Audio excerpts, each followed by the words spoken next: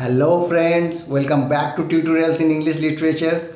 In today's video, we shall try to understand what is Romanticism and how it differs from the Age of Reason. While the word Romanticism may call up visions of Cupid or declarations of eternal love, Romanticism doesn't have much to do with love or romance.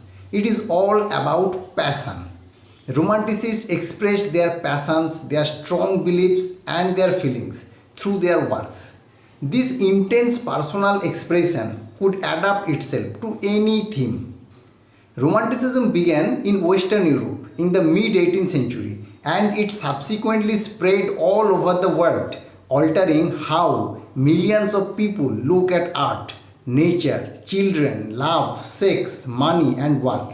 It seems to be the greatest single shift in the consciousness of the West. It is all about a different mindset and a way of feeling. It is the birth of a new set of ideas, the idea of revolution and the idea of nationalism, the shocking proposal that women, slaves and even animals might have rights, respect for nature, vegetarianism and environmental consciousness, the radical theory of anarchism, the cult of personality and the very idea of sincerity, the reinvention of poetry, the expression of the self, belief that nothing matters more to us as human beings than our sensation and feelings, the individualism, the practice of free love, the vague for naturalness in dress, the modern meanings of the word imagination, creativity, genius, literature and the cult of celebrity, a public appetite for sensation, the vampire story, the fascination for medieval world, the worship of Shakespeare, the shocking belief that it might be glamorous to take drugs or commit suicide or at the very least live hard and die young. These are all ideas that emerged or grew in Romantic age. It is really difficult to define Romantic movement. There were certain themes that were common to the whole movement and they were manifested in some masterpieces right across the whole Europe. In a way, by looking at this, we can define Romanticism and can realize what these masters have accomplished. Now, let's discuss some of these milestones, key works in the history of Romanticism that shaped the Western art, literature, music and culture in a new way forever. In 1762, Rousseau exploded onto the European intellectual scene with his The Social Contract. The book opens with his famous statement, "Man is born free, but he is everywhere in chains." It challenged the traditional order of society. Where previous philosophers had spoken of elites, Rousseau became the champion of the common person. His perfect world was one in which the will of the people was most important. Rousseau argues that a state cannot be sovereign unless it is guided by the general will or the collective will of its citizens. Taken as a whole, the general will creates the law, prompting liberty and equality for citizens. This book sparked the fire of revolution throughout France. Another important doctrine of Rousseau was his belief that mankind was by nature good, but had become corrupted by society and civilization. This thinking was evident in his first important work, A Discourse on the Science and the Arts. Rousseau developed this idea further in Emile. At the beginning of Emile, the narrator declares, "Everything is good as it leaves the hands of God, the author of things. Everything degenerates in the hands of man." Emile proposes a new form of natural education designed both to shield children from this corruption and to prepare them for their inevitable entry into the social realm where it prevails. Emile has had a profound impact on 19th and 20th century representation of childhood and education. The argument that the child is good as it leaves the hands of the author of the things but degenerates in the hands of man is echoed in William Wordsworth's ode Intimations of Immortality from Recollection of Early Childhood.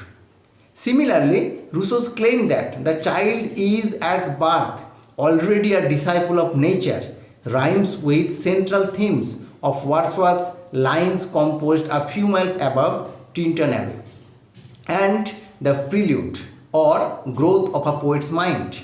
In William Blake's Songs of Innocence and his Songs of Experience, and the education of the creature in Mary Shelley's famous novel Frankenstein or the modern Prometheus. Then look at the Brook Street in London.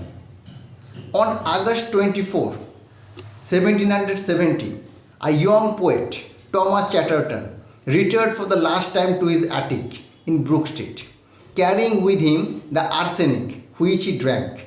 After tearing into fragments whatever literary remains were at hand, because no one is ready to publish his works.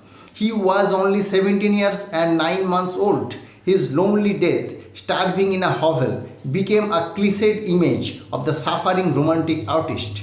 Wordsworth called him the marvelous boy, the sleepless soul that perished in his pride. Coleridge wrote a monody on his death. Keats, who dedicated Endymion to him, described him as the purest writer in the English language.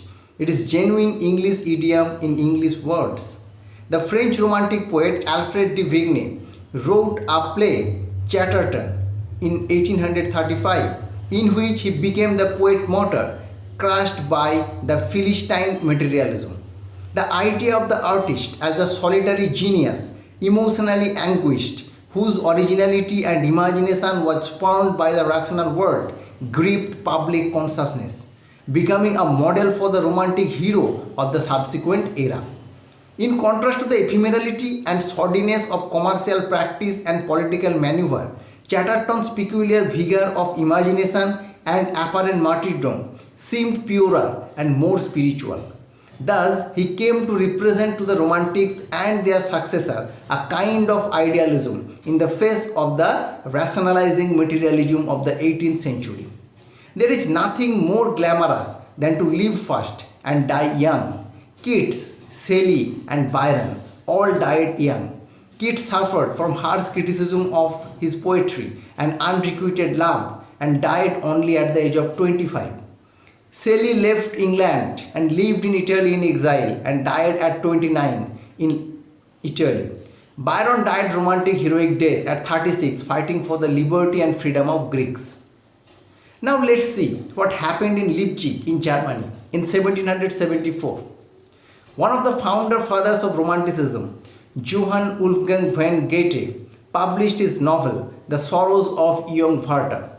In this novel, Goethe created a prototype of romantic hero at odds with his world and doomed to destroy himself through his passionate, obsessive nature. Werther is an artist in love with a young woman, Charlotte, who is engaged and then married to another man. Werther torments himself with the impossibility of his love and with his sense of isolation from the Philistine society with which he is expected to conform. Like Chatterton, Werther is under pressure to have a sensible career and join bourgeois life. But he can think of only one thing, the impulses of his heart. He seeks solace in favourite nighttime excursion into the hills and forests which offers him some sense of sublime release. Eventually, Werther can't take it anymore and kills himself.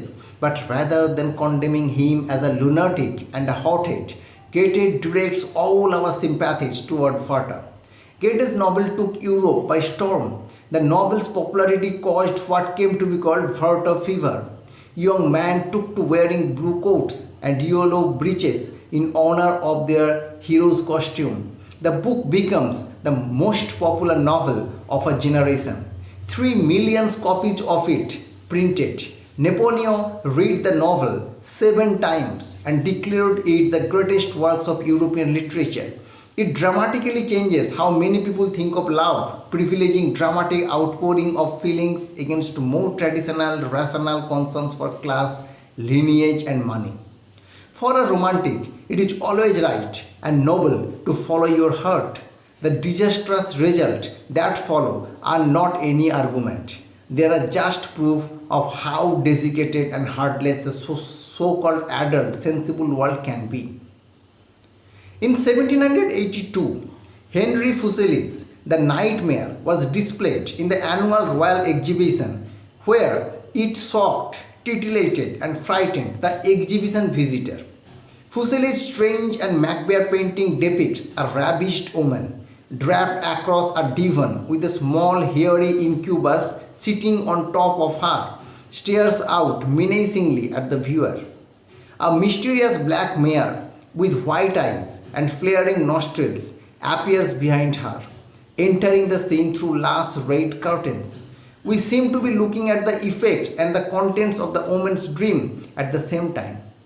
Fuseli's ghastly scene was the first of its kind in the midst of the Age of Reason. While Fuseli had many of the same tenets as the Neoclassicists, notice here the idealized depiction of the woman. He was intent on exploring the dark recesses of human psychology, when most were concerned with scientific exploration of the objective world. Fuseli's painting captures a quintessential romantic interest in the limits of reason and the power of irrational over human fragile minds. To be romantic is to have sympathy for madness and hold an almost vengeful attitude towards bombastic claims as the triumph of rationality, science, and logic. December 1799, while walking on a tour of the Lake District, a young poet called William Wordsworth saw Dove Cottage in Grasmere and decided to make it his home, where he spent over 8 years of plain living but high thinking. He had known the valley as a boy, describing it as paradise. While living here, Wordsworth produced most of his greatest and best loved poems, and Dorothy wrote her fascinating Grasmere journal. In this humble Lake District cottage, a unique combination of people and place came together and changed poetry forever. His poetry celebrates something that was ignored for a long time and in danger due to the advent of Industrial Revolution, the natural world. He wrote about daffodils, oak trees, clouds, butterflies, rivers, common and humble folk, and his work inspired many of his peers to view nature in a new, more respectful way. And set against the backdrop of the Industrial Revolution, his works can be seen as part of the very beginning of a conservationist movement that would eventually lead to the establishment of the Lake District National Park.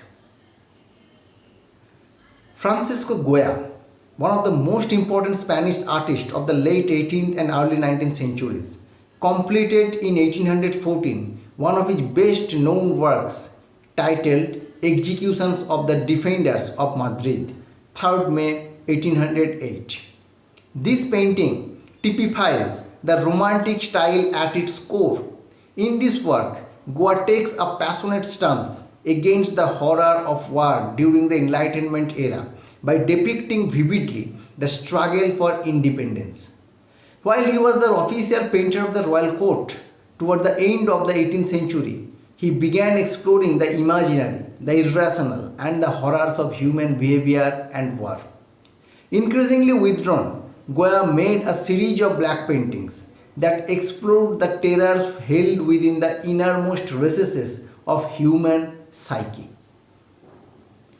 In 1818, the German artist Caspar David Friedrich painted Wanderer Above the Sea of Fog. In this painting, Friedrich has depicted a solitary figure in an overwhelming landscape. An aristocratic man steps out upon a rocky crag as he surveys the landscape before him, with his back turned towards the viewer.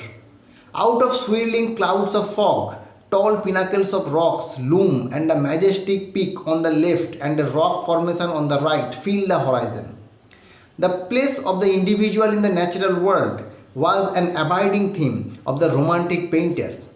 Here, the individual wanderer atop a precipice contemplating the world before him seems to suggest mastery over the landscape, but at the same time, the figure seems small and insignificant compared to the sublime vista of mountains and sky that stretch out before him. In the same year, in France, one of the best known French Romantic artists, Géricault, completed his famous work, The Raft of Medusa. It depicts the desperate survivors of the wreck after weeks at sea on a wave-tossed raft beneath a stormy sky. The scene depicts the survivors of the wreck of Medusa, a French Royal Navy frigate sent to colonial Senegal in 1816. At the front of the raft, a black man waves a shirt, trying to flag down a ship barely visible in the horizon, while behind him others struggle forward, raising their arms in hope of rescue. In the foreground, a disconsolate old man holds onto the nude corpse of his dead son. The body of a man hangs off the raft, trailing in the water, and to the far left lies a partial corpse, severed at the waist. The feeling of hopelessness, the despair of the men facing the furious ocean's persistent assault are clearly visible. Intended as a profound critique of a social political system by depicting the tragic consequences and suffering of the marginal members of society, the painting is a pioneering example of protest art. Interestingly, this was Jericho's first major work, and he chose tragedy as its central themes. It speaks volume about the importance of intense emotion to the romantic artist. It is really horrifying, and the emotional intensity of this picture, this makes it a emerging romantic style. In 1821, the English painter John Constable completed the famous painting, The Hay Wen. It captures a pleasant summer day in English countryside. The river forms the centerpiece of the painting with a heavy cart or hay wain and two farm workers not doing much. A woman washing and a fisherman half concealed by a bush stands near his punt while a dog glides by. A dog by the bank is barking at the hay cart, adding to the atmosphere of this idyllic rural scene. The hay cart stops for the horse and to cool down and take a drink. On the left, it is a small mill owned by the Constable family. On the right of the stream, the flat meadows stretch out, golden green in color, with groups of trees casting cool shadows on the grass, and backed by a distant belt of wooded, rich blues and greens. All these aspects illustrate Constable's idyllic view of his home country Suffolk. The rural landscape became a lost Eden where the good air and water, the open spaces and hard and honest work of farm labor created a moral open space that contrasted sharply with the perceived evils of modern urban life.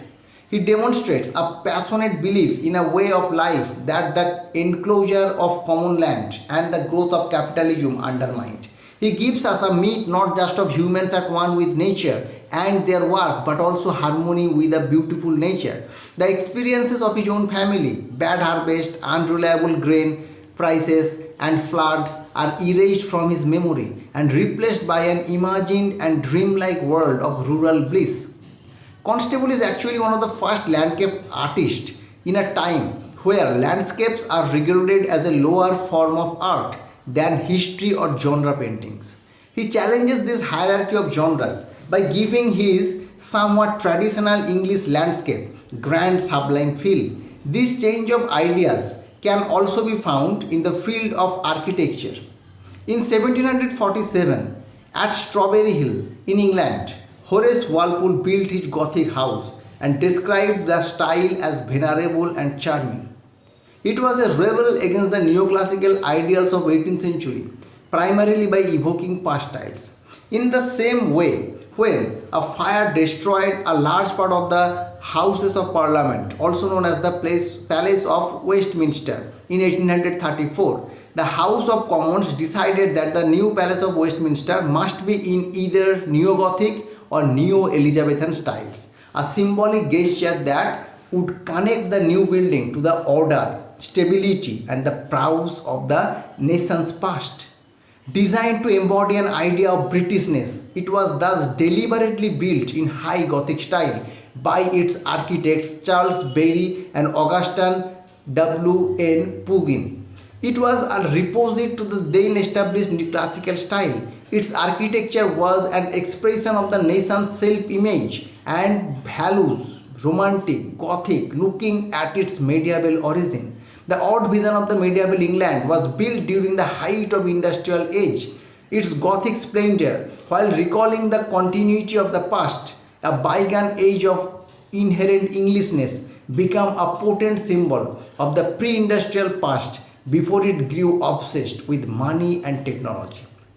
It begins the cult of Middle Ages, a big theme in Romanticism that identifies in the world of knights and castles a nobility that is thought missing from the factories and busy markets of modern world.